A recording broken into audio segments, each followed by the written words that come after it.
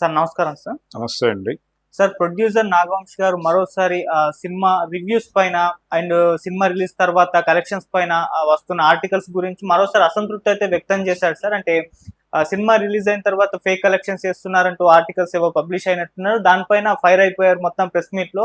నేను సినిమాలోకి ఎలా తీసిన తర్వాత ఇంటర్వ్యూలు ఇవ్వకపోతే సినిమా హీరోలు ప్రొడ్యూసర్స్ వీళ్ళెవరు ఇంటర్వ్యూలు ఇవ్వకపోతే మీ యూట్యూబ్ ఛానల్ రన్ అవ్వవు కదా, మీ ఆర్టికల్స్ రన్ అవ్వవు కదా, నా సినిమాలను మీరు బ్యాన్ చేసేయండి, నా సినిమాలకు మీరు రివ్యూలు రాసేయకండి అంటూ ఆవేదన వ్యక్తం చేస్తూ ఫుల్ ఫైర్ అయిపోయారు సార్. మరి ఆయన మరోసారి ఈ విధంగా ఆవేదన వ్యక్తం చేయడం, ఆయన మాటలు నేను కామెంట్స్ మీరు ఏ విధంగా చూస్తారు సార్? అంటే ఎందుకు సఫికేట్ అవుతున్నాడు ఆయన? సినిమా హిట్ అనే మాట వచ్చింది కదా, మ్యాడ్ స్క్వేర్ అంటే టిల్లు స్క్వేర్ లాగా ఇది ఆ రేంజ్ హిట్ అవుతుంది అని చెప్పాడు ఆయన ముందే. సరే, ప్రజలు కూడా కొంత ఆదరిస్తున్నారు. వసూళ్లు కొన్ని ఏరియాల్లో బాగానే ఉన్నాయి, కొన్ని చోట్ల డల్ అయిన మాట వాస్తవం. అంటే కోస్తాంధ్రలో కొంత లోతట్టు ప్రాంతాలలో ఆదరణ తక్కువగా ఉన్నమాట వాస్తవం, కానీ చాలా మేజర్ ఏరియాస్లో ఇది కనెక్ట్ అయింది. రేపు ఈ 10th క్లాస్ ఎగ్జామ్స్ అవి అయిపోతే ఇంకొంచెం పెరుగుతుంది. అంటే స్టూడెంట్స్ అట్రాక్ట్ అవుతున్నారు ఈ కంటెంట్కి. నిజానికి వాళ్ళని టార్గెట్ చేస్తూ తీసినటువంటి సినిమానే అది. దాని కంటిన్యూషన్ అంటే లైఫ్లోకి వెళ్ళిన తర్వాత, అదేమో కాలేజీ డేస్ లైఫ్ అయితే, ఇది కాలేజీ నుంచి బయటకు వచ్చిన తర్వాత జీవితంలో సెటిల్ అయ్యే ప్రయత్నాల్లో భాగంగా జరిగేటువంటి కామెడీ. జీవితాల్లో సెటిల్ అయిపోయిన తర్వాత జరిగే కామెడీ ఏమిటనేది మళ్ళీ ఇంకో సినిమా తీయొచ్చు. దీనికి ఆ స్కోప్ ఉంది, సబ్జెక్ట్కి అలా లాగటానికి ఒక సమర్థత ఉంది. ఈ మ్యాట్ సిరీస్ కొనసాగించవచ్చు ఇదే క్యారెక్టర్లతో. ఈ లడ్డు వివాహము అనేది ప్రాతిపదికగా తీసుకుని ఈ కథను అల్లారు. నిజానికి ఆడియన్స్ ఎంజాయ్ అవుతున్నారు థియేటర్లో. ఈ సింగిల్ లైనర్స్ కావచ్చు, పంచ్ డైలాగ్స్ కావచ్చు, ఇవన్నీ కనెక్ట్ అవుతున్నాయి. జనం చూస్తున్నారు, ఎంజాయ్ చేస్తున్నారు, ఫ్యామిలీస్ వస్తున్నారు. నిజానికి దీనిలో కొంచెం శృతి మించి వెళ్ళిన సందర్భాలు కూడా కనిపించినాయి. ఒక డైలాగ్ కొంచెం ఓవర్ డైలాగ్గా అనిపించింది, అయినప్పటికీ ఎవరు పెద్ద పట్టించుకోవటం లేదు. రివ్యూస్ కూడా పెద్ద నెగిటివ్ రివ్యూస్ ఏం లేవు ఈ సినిమాకి. కాకపోతే అంత ఫన్ జనరేట్ చేయలేదు అని ఒకళ్ళిద్దరు అభిప్రాయపడిన మాట వాస్తవమే. అంటే ఆ ఇమేజ్ మీద నడిపించాలనుకుని ఆ పరిధిలో కథ రాసుకున్నారు అని కూడా కొంతమంది రివ్యూవర్స్ అభిప్రాయపడ్డారు. అంటే అది రివ్యూ అనేది ఒకే పద్ధతిలో ఉండాలని ఏం లేదు. ఎవరికి దోచింది వారు రాస్తారు, వారికి అనిపించింది అది వారికి అనిపించింది అనుకోవాలి. హిట్ సినిమాలకు పాజిటివ్ రివ్యూస్ వచ్చి రివ్యూస్తో హిట్ అయిపోయిన సినిమాలు ఏవీ లేవు చరిత్రలో. వారన్నట్టుగానే అనేక హిట్ సినిమాలకి నెగిటివ్ రివ్యూస్ వచ్చిన మాట చరిత్రలో ఉంది. ఇంక్లూడింగ్ అప్పు చేసి పప్పుకూడు అనే సినిమాకి కూడా ఆంధ్రపత్రికలో నెగిటివ్ రివ్యూనే పడింది. ఆ సినిమా హిట్ అయింది కదా, ఎల్వి ప్రసాద్ గారిది. నెగిటివ్ రివ్యూ రాసింది కూడా ఎవరో కాదు, ముళ్ళపూడి వెంకటరమణ గారే. తర్వాత వారు సినిమాలు తీశారు, వారి సినిమాల మీద కూడా 100 నెగిటివ్ రివ్యూస్ వచ్చినాయి. త్యాగయ్య అనే సినిమా మీద వచ్చినన్ని నెగిటివ్ రివ్యూసే ఏ సినిమా మీద రాలేదు. ఏది సోమయాజులతో వారు చేసిన త్యాగయ్య మీద. శంకరాభరణం అనే విశ్వనాథ్ గారు తీసిన క్లాసిక్ సినిమా మీద కూడా నెగిటివ్ రివ్యూస్ అసంఖ్యాకంగా ఉన్నాయి, ఇప్పటికీ ఉన్నాయి. కావాలంటే ఆయనకు పంపిస్తాం. ఆ సినిమా హిట్ అయిపోయింది కదా. హిట్ అయిన సినిమాల మీద నెగిటివ్ రివ్యూస్ రావడం కొత్త ఏం కాదు. అక్కినేని నాగేశ్వరరావు గారి ప్రేమాభిషేకం సినిమా మీద కూడా 100 నెగిటివ్ రివ్యూస్ ఉన్నాయి. ఆయన రాఘవేంద్రరావు గారి డైరెక్షన్లో అంతకుముందు వచ్చినటువంటి మమతల కోవిల అనే నవల ప్రేరణతో తీసిన జ్యోతి అనే సినిమా లైన్నే తీసుకొచ్చి ఇక్కడ క్యారెక్టర్లు మార్చి అడాప్ట్ చేశాడు దాసనారాయణరావు అని రివ్యూలు రాసిన వాళ్ళు కూడా ఉన్నారు. మరి ఆ సినిమా విజయాన్ని అవేవి ఆపలేదు కదా ఆ రోజున. అలాగే ఈయన చెప్తున్నటువంటి వసూళ్ల గురించి రోజువారీ రిపోర్ట్ ఇవ్వటం అనేది అది జరుగుతూనే ఉంది, కొత్త ఏం కాదు. అన్ని సినిమాలకి జరుగుతుంది. ఏ రోజు వసూళ్ళు ఎంత అనేది రాస్తూనే ఉన్నారుగా మొదటి నుంచి. ఈ రోజు కొత్త ఏం కాదు, అది నాగయ్య గారి కాలం నుంచి రాస్తున్నదే, అది కొత్త ఏం కాదు. ఈ రోజున నాగవంశీ గారి కోసమే రాయట్లేదు ఎవరు. మీరు ఇంటర్వ్యూలు ఇవ్వకపోతే యూట్యూబ్ ఛానల్స్ బతకవు అన్నప్పుడు మీరు మానేయండి. మేము ఇంటర్వ్యూలు ఇవ్వము అని మీరు నిర్ణయం తీసుకున్న తర్వాత మీ ఇంటికి వచ్చేవాడు బతిమాలడు కదా, ఇంటర్వ్యూలు ఇవ్వండి మహాప్రభు అని. మీరు ఇంటర్వ్యూలు ఇవ్వకపోవడం అనేది మీ పర్సనల్ ఒపీనియన్, మీరు ఆపేసుకోండి, నో ప్రాబ్లం. కానీ అవతల వాళ్ళని అభిప్రాయాలు చెప్పొద్దు అనే రైట్ మీకు లేదు. అవతల వాళ్ళ అభిప్రాయాలు వాళ్ళు వ్యక్తం చేస్తారు, దాన్ని ఫేస్ చేయాలి. మీరు ఫేస్ చేస్తానని చెప్తున్నాడు ఆయన. నేను రివ్యూస్ని ఫేస్ చేస్తున్నాను కదా, గతంలో ఏదో అన్నాను కానీ day to day post mortem ఏమిటి అన్నాడు ఆయన.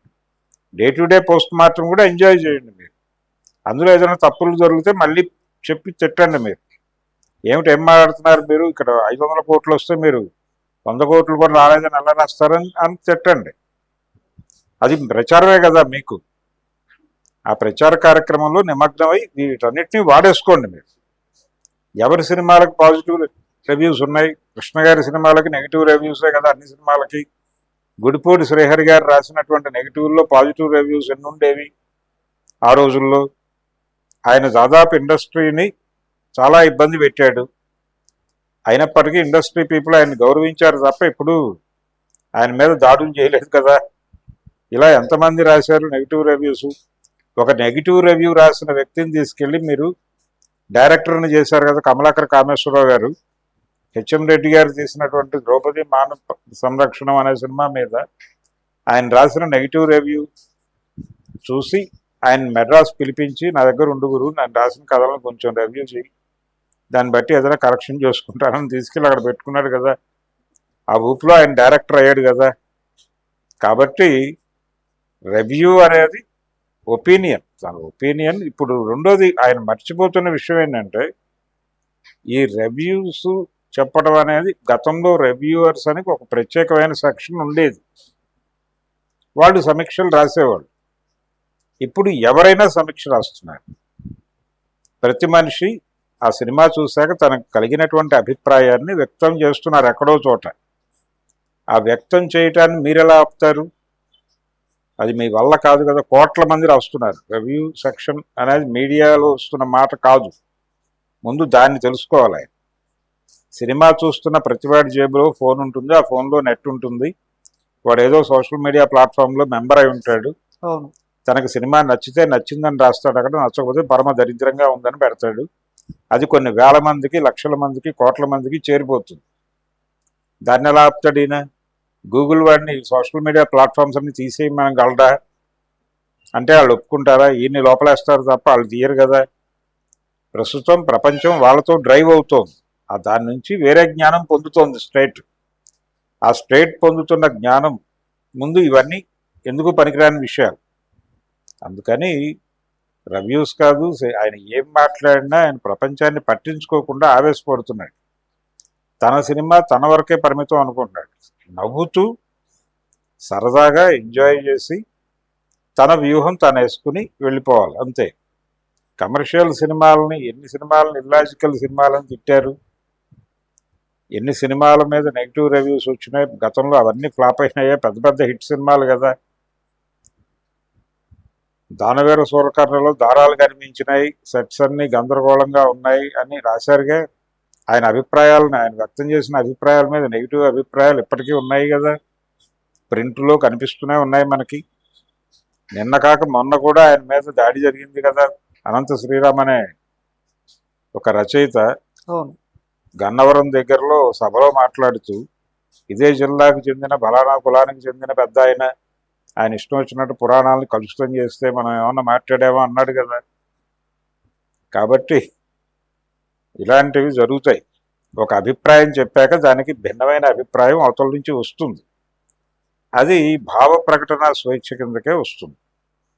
ఇప్పుడు ఒక సెక్షన్ వాళ్ళే అభిప్రాయాలు చెప్పట్లేదు, అన్ని సెక్షన్స్ మాట్లాడుతున్నాయి. అందుకని విస్తృతం అయిపోయినటువంటి ఇది వీళ్ళని ఇబ్బంది పెడుతోంది, సఫకేట్ చేస్తోంది. ఈ సఫకేషన్ తీర్చుకోవడానికి వీళ్ళు మీడియా మీద పడుతున్నారు. అది ఒక అవుట్లెట్ అనుకుని మీద పడుతున్నాడు అంతే ఆయన. అంతే తప్ప ఆయనకి తెలుసు, కాన్షియస్గా కొంచెం లోతుల్లోకి వెళ్తే వాడు చెప్తాడు ఇదే మాట. కానీ వారిని బయటికి అలా అననివ్వట్లేదు అంటే ఆయనలో ఆగ్రహం ఇక్కడ తీర్చుకోవాలని డిసైడ్ అయ్యి వచ్చాడు ఆయన. ఆ డిసైడ్ అయిన మాటలే మాట్లాడాడు. అతని మాటలకి ఎవరు పట్టించుకోరు. మీరు ఇంటర్వ్యూలు ఇవ్వకపోతే మానేయండి, ఎవరు మీ దగ్గరకు వచ్చి దేబరించరు కదా. కానీ మీ సినిమాల గురించి మాట్లాడుకుంటారు, దాన్ని మీరు ఆపే రైట్ లేదు మీకు.